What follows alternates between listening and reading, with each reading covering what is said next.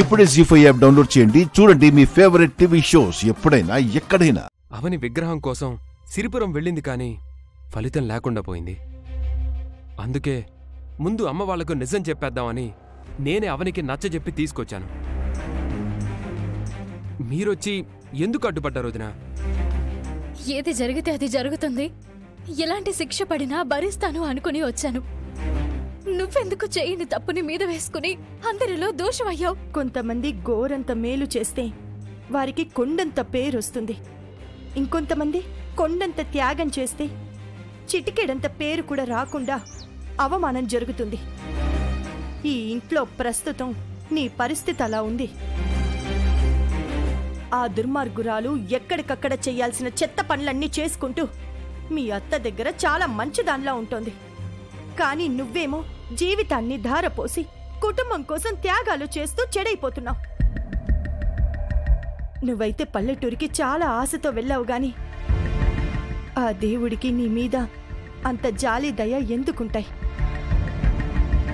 అందుకే నువ్వు సిరిపురం నుంచి తిరిగొచ్చేసరికి ఇలాంటిదేదో జరుగుతుందని ముందే ఊహించాను.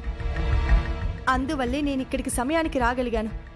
నువ్వు అనవసరంగా అత్తయ్య చేతిలో చెంపదెబ్బతిన్నావు, అందరితో మాటలు అనిపించుకున్నావు. చాలా బాధగా ఉందక్క.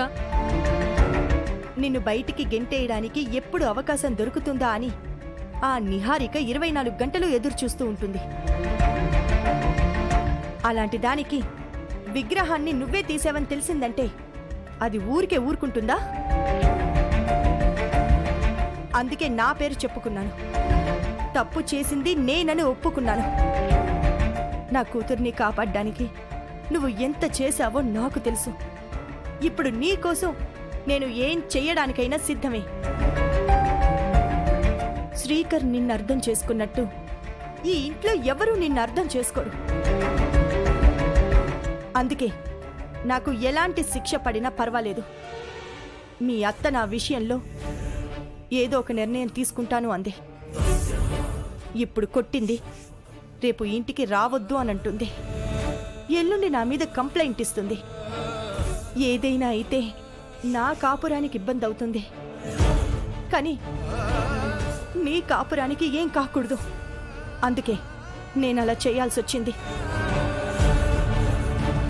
నువ్వేం బాధపడకవని నేను ఎంతవరకైనా తెగించి వాళ్ళని ఎదిరిస్తాను. నువ్వేం భయపడకు.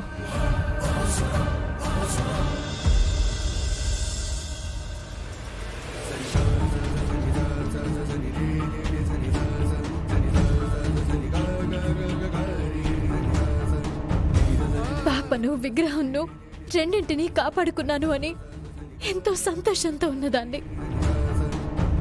ఒక్కసారిగా అంతా ఇలా అయిపోతుందని అనుకోలేదు. ఏది జరగాలని రాసి పెట్టుంటే అదే జరుగుతుంది.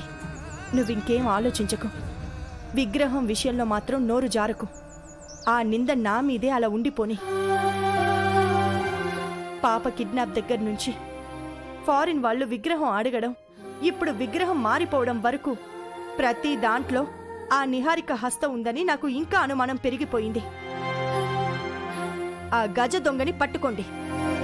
అందరం సమస్య నుంచి బయటపడిపోతాం.